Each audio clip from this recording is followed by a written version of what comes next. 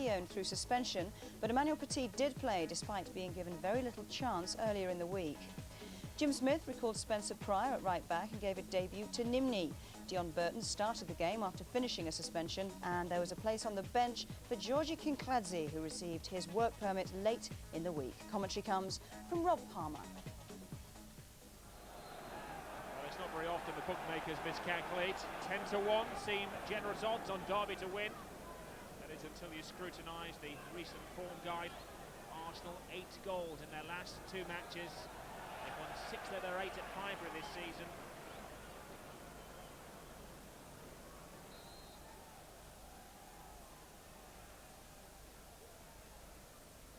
Confidence-building catch for David Seaman's deputy, Alex Manninger.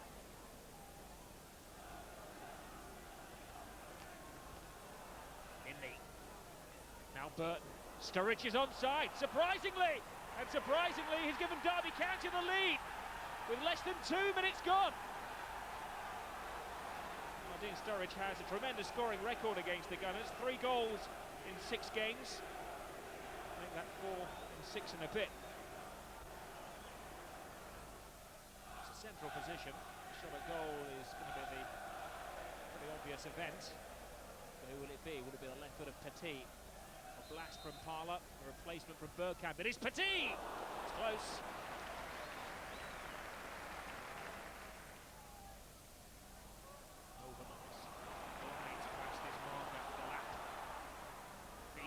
To Henry, Carbonari's got to be careful here. Oh! Thierry Henry makes Derby County pay for slack defending. We have seen few flashes of brilliance since the Frenchman was signed from Juventus in the summer. That was the best of his 3 goals he scored for the club.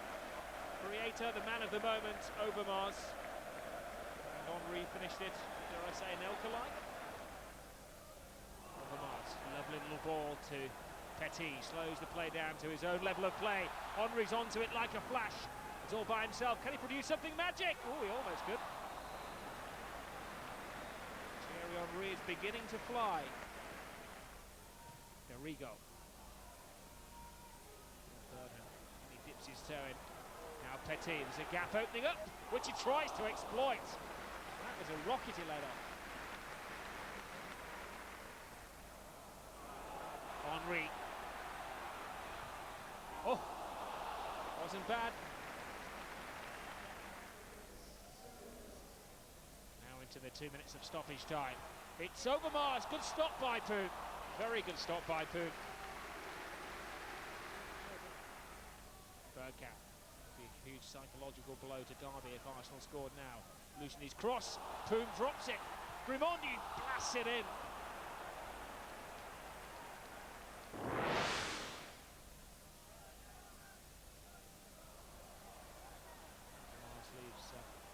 Sitting on the ground.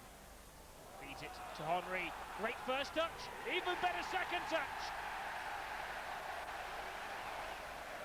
This really was a classy goal.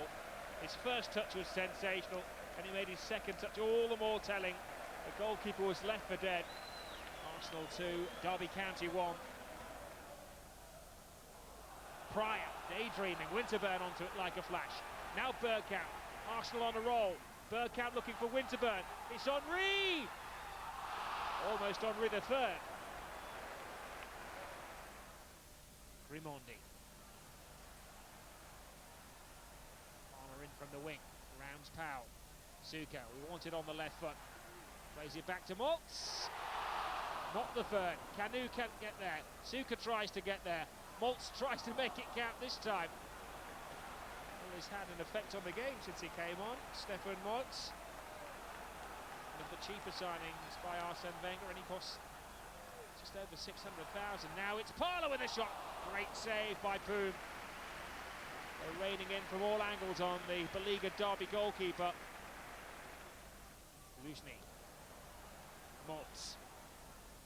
Few of the squad men have impressed today. It's Maltz to Petit. Offside. Camus' goal won't be a goal.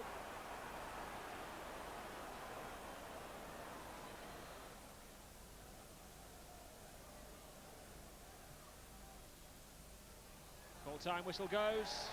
Joy for Arsenal, their third success in a row. 4 wins out of 5. Derby County rooted towards the bottom of the Premiership.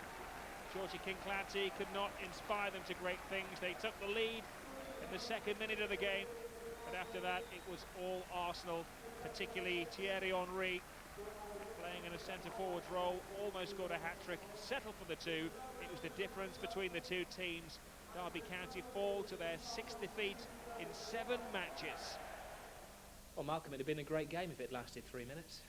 Yes, we had a great start, and maybe we scored too early when you're playing Arsenal. I think give them obviously 90 minutes to try and get back into the game. They've got a lot of quality, and in the end, you know, that proved a bit too much for us. I think we played quite well. We're always dangerous, and until the last 20 minutes, we struggled a little bit physically because we played Thursday night. But we deserved to win. We created many chances, and I'm pleased that Thierry Henry got his goals today because he was always moving well, and it's good for his confidence. He almost got a hat-trick. He really came of age as an Arsenal player today, didn't he? Yes, he should have got one because he had, I think, 2 good chances. One in the first where he was close to goal, and the second one with his left leg. But he was the most important for me. It's a transformation we try with him because he played on the flanks, and he looks. What is very positive for me today is that he looks to manage well this changing of position, and he has shown that he can be a great threat. I like to play the left wing or the right wing. Today I played in the center and I scored 2 goals. But what if the boss tell me you have to play in the left wing? I have to play in the left wing. If he said to me I have to play in the center, I play in the center. It's not a problem. So Thierry Henry gets his first goals at Highbury. That is important for his confidence, isn't it? Yeah, it is. I mean, he's been threatening to do that. You see him at times, and he's a very incisive striker. They've missed that since Anelka, of course. They were both the boy wonders, weren't they, in France, Anelka and Henry. And Anelka has just sort of overtaken him a little bit. But I think a lot of credit should go to Marc Overmars. He was the provider for both goals. It's a wonderful through ball, and Henry manages to slot it home with his left foot. That will do him a power of good. As he was talking about earlier, he can play right, he can play left. But I think eventually he'll settle on this position because he's got such electrifying pace, and I think that once he gets that confidence, hopefully from these goals, then he will go on and establish himself as a regular in this Arsenal side. Arsene Wenger, of course, knows him very well. He had him at Monaco when he was in the under-17 squad and played him in the centre then, and he only really switched out wide at Juventus. Yeah, and I think that's perhaps because he'll get a little bit more time and room to play in wide positions, and I think that it gives him a chance to just to cope. And let's face it, he hasn't been in Premier League football too long, and he's also a very young player. And I think that given the circumstances, given the environment, and now working with the quality that he has at Arsenal with the players and the coaching staff there, I'm sure he'll reap the dividends because he's off the field, he's a very, very super person. He's a really level-headed young man that I'm sure will go on to great things. I mean, the comparison with Anelka is inevitable, but I mean, we saw his interview there. He's already trying to speak. His English is fantastic, actually, whereas Nicholas never really managed to do anything in his first season, did he? Yeah, he's got to learn to change his cap round the other way and he'll be fine. There speaks the Nike man.